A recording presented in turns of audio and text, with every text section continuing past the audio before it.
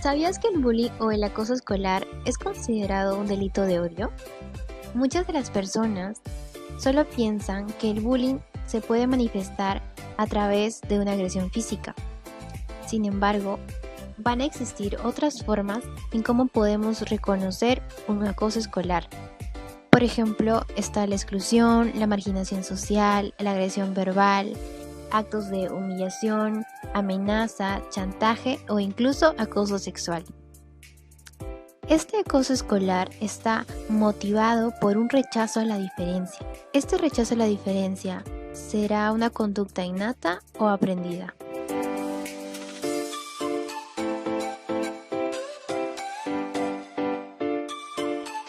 Para poder continuar con el video, aclararemos qué es el bullying. El bullying, etimológicamente hablando, es una palabra de origen inglés, cuya raíz es el bully, que significa matón o bravucón. El psicólogo Dan Owens, quien es conocido por ser quien más ha estudiado y adoptado ampliamente programas de prevención del acoso en el mundo, emplea en los años 70 este término en el sentido de acoso escolar. Entonces, vamos a definir el bullying como una forma de maltrato intencionado y persistente de un alumno o unos alumnos hacia otro u otros, sin que medie la provocación, es decir, sin que la víctima tenga algún tipo de culpa. Las características principales que vamos a notar en este acto de bullying van a ser la continuidad, es decir, la persistencia en el acoso, la temporalidad, la intencionalidad y el desequilibrio de poder, resultando en una víctima y un agresor. Esta definición se encuentra respaldada por el psicólogo Dan Owens.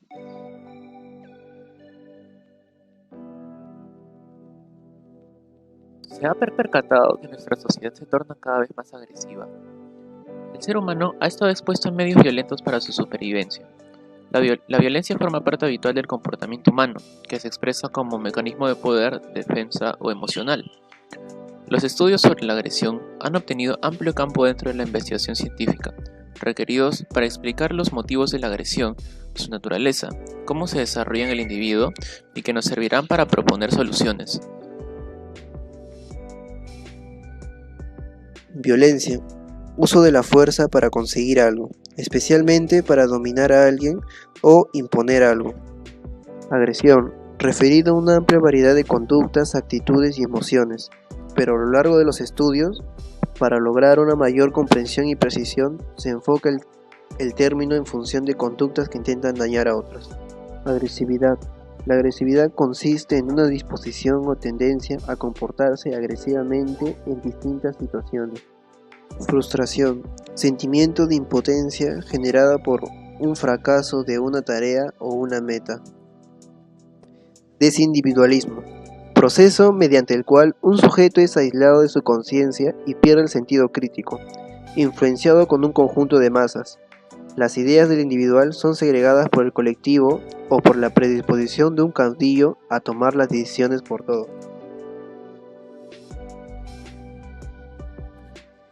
No hay que confundir los términos como violencia y agresión.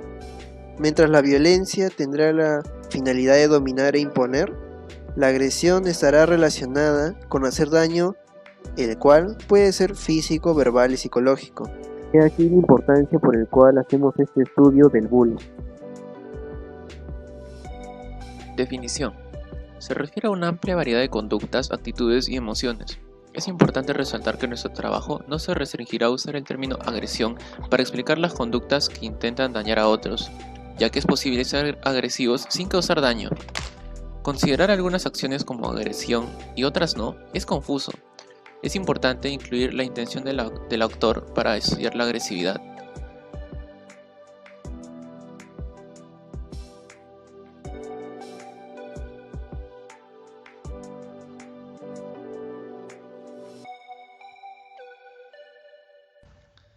Comenzaremos con la teoría de Arnold Bass, actual profesor emérito de la Universidad de Texas en Austin. Bass hace una distinción de tres variables sobre los tipos de agresión, que son la variable directa e indirecta, la variable activa y pasiva y la variable física verbal. como se puede ver en el siguiente cuadro con algunos ejemplos.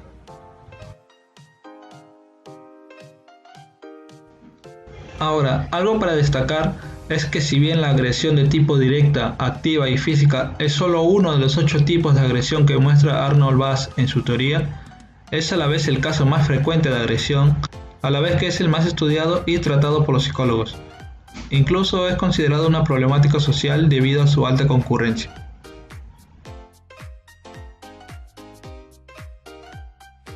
Desarrollo filogenético. ¿Cómo evolucionó la agresión desde sus inicios? ¿Está programada biológicamente la violencia?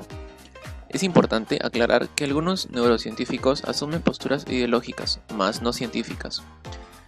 La etología de Lorenz basó sus argumentos en la naturaleza instintiva de la agresión humana en su observación de animales. Se puede considerar su uso ventajoso para la supervivencia. No siempre es negativa, según él. Toda agresión humana es espontánea, pero al verse imposibilitado en su entorno, recurre a expresarlo por medios socialmente aceptables, como los deportes, el boxeo, el fútbol americano, el hockey, las artes marciales, entre otras varias, específicamente deportes de contacto. Su teoría no tiene sustento científico, no hay pruebas de que una energía se forme a través del tiempo hasta ser liberada. Desarrollo ontogenético. ¿Cómo se desarrolla la agresión en el individuo? Teoría freudiana de impulsos. Existe una tendencia innata en el hombre a dañar, sin implicación de los factores sociales como mediadores. Freud se basa en 3 postulados. El primero, la violencia como compensación. El ser humano tiene ansias de supremacía en su entorno natural. La violencia es un medio válido para obtener trascendencia. El segundo, los impulsos en conflicto, es la pugna entre la muerte y la vida. Es la tendencia natural del ser humano a regresar a su estado inerte, es decir, su muerte. Al verse imposibilitado de hacerlo, el hombre expresa su descontento mediante la violencia. Finalmente, la agresión como catarsis. Es un medio para purgar pasiones o impulsos negativos. El único modo de disminuir los conflictos anímicos era darles una salida. Era un error concluir que satisfacer la agresividad hace un individuo menos violento. Agresión por aprendizaje social. La agresión se influencia por el entorno cultural y social. El desarrollo cognitivo del ser humano se construye mediante interacciones sociales. Vygotsky considera que los procesos psicológicos superiores tienen su origen en procesos sociales que se internalizan y reconstruyen mediante instrumentos o signos que actúan como mediadores. La agresión se aprende a través de la experiencia y el contacto con instrumentos reguladores de la conducta. Agresión motivada por frustración. La agresión se ve motivada mediante experiencias que pueden resultar hostiles. Resulta sencillo deducir que el hombre es agresivo a causa de su frustración. Esta afirmación es limitada, porque la frustración tiene múltiples causas y efectos. Se ha demostrado que la frustración no necesariamente implica comportamientos violentos, también puede causar dependencia, resignación o depresión. La frustración también se define como la suspensión de una recompensa o el fracaso de una tarea.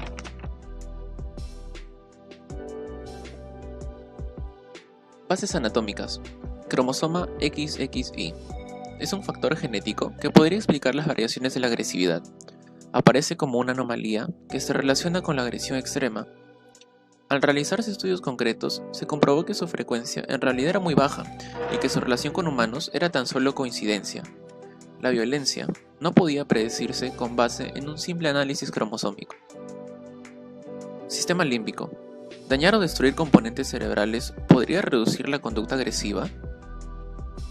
El sistema límbico es la base anatómica del cerebro donde se asientan emociones derivadas de la ira hasta el odio patológico. Se comprobó una relación entre el cerebro y la agresión con el estudio de animales. Luego se intentaron experimentos en seres humanos, intuyeron que la manipulación de esta zona podría controlar el comportamiento violento.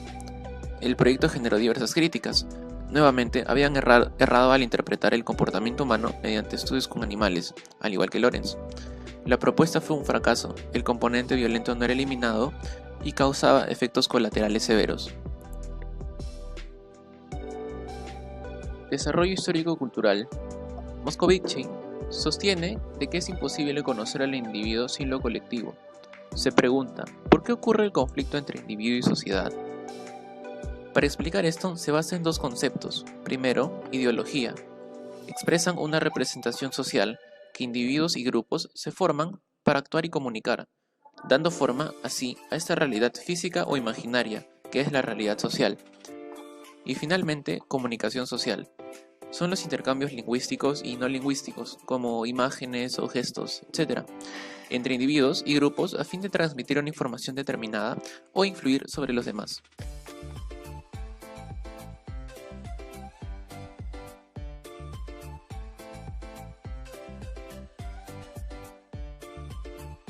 Hay que mencionar los estudios que se han realizado sobre el tema del bullying en el Perú. Y vamos a encontrar como un primer ejemplo al magíster Alberto Quintana Peña, quien nos va a hacer un panorama de investigación acerca de cómo este bullying se ha venido viendo a lo largo del tiempo, ¿no?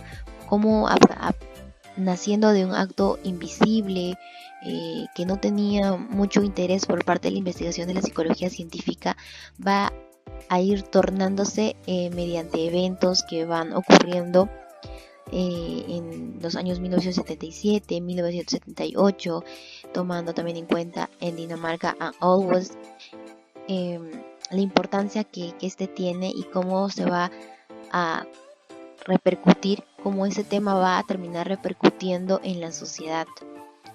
Va a pasar de ser un problema que solo ataña a las víctimas a ser un problema social, en tanto va a afectar a los ciudadanos no marginales, a los victimarios y a terceros.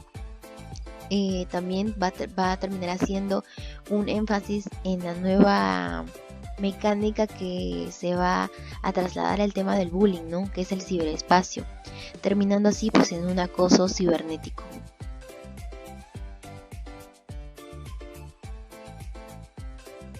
De igual forma, es importante mencionar a la doctora Lupe García Ampudia, de la Facultad de Psicología de la Universidad Nacional Mayor de San Marcos, donde también hace investigaciones en la revista de investigación de psicología acerca de la violencia entre iguales, el bullying, y cómo estaba adquiriendo nuevas expresiones debido al impacto de las tecnologías.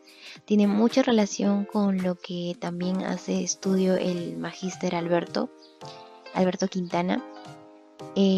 Por ende, objetivo principal de estas investigaciones es conocer pues la importancia y la prevalencia que tiene el ciberbullying y de cómo este establece diferencias de género y grado escolar y de un rendimiento académico.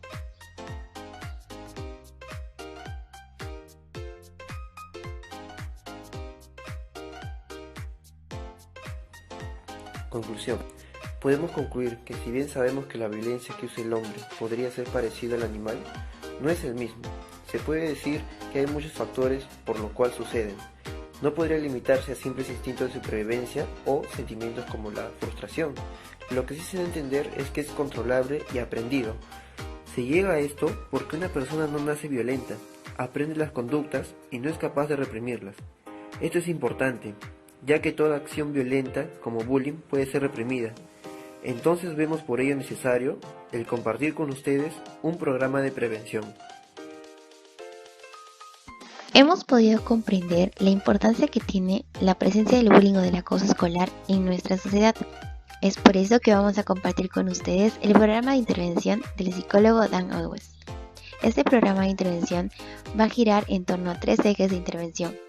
El primero será intervención en el colegio, cuyo fin va a ser sensibilizar a los agresores y a las víctimas, brindándoles información detallada del centro escolar, otorgándoles una mejor vigilancia en el recreo y a la hora de las comidas, darles unas zonas más atractivas de ocio y un mejor ecosistema en las escuelas, también tener a la mano un teléfono de contacto, brindarles reuniones de padres y personal de la escuela y también elaborar un círculo de padres.